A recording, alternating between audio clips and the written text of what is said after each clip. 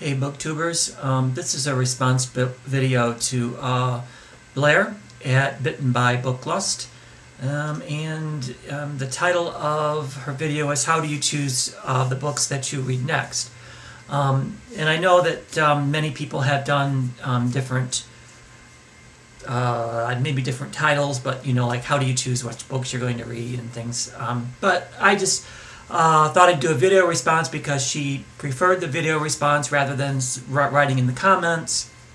And what I do is, at least lately, I have two paths. So I have a classic path and then I have an other. Sometimes there's three. So the classic path, I'm trying to always have a classic going in my life. So like right now, as many of you probably know, I've said over and over, I'm reading The Count of Monte Cristo, which is about that thick. So I plan on being on that path for quite a while. And that's fine with me. I have the patience for it because I have at least two paths going. So on the other path, I can pick anything I want. A modern adult novel, like a mystery, a YA book. Usually it is a type of fiction. Sometimes when I have a third path going, it'll be more of a learning type book. Like I have a book called The Story of Philosophy by William Durant. And I just read like a chapter out of that every once in a while. And I know Karen at OCD of Books has a lot of trivia books and things like that. And so sometimes that third path, if I don't feel like reading the classic right now and I'm not in the mood for, that other path, then I might pick up that third path and read something on literary theory or something that's, really thought-provoking or something like that.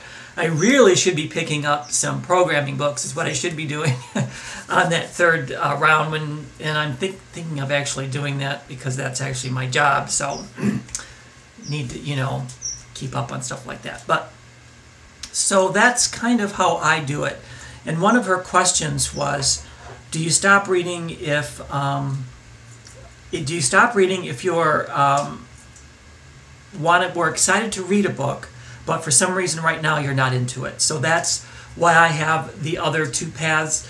If, like, for example, a YA book, I just don't feel like reading this right now, or something, then I'll go over to the classic, or I'll go on to that third path.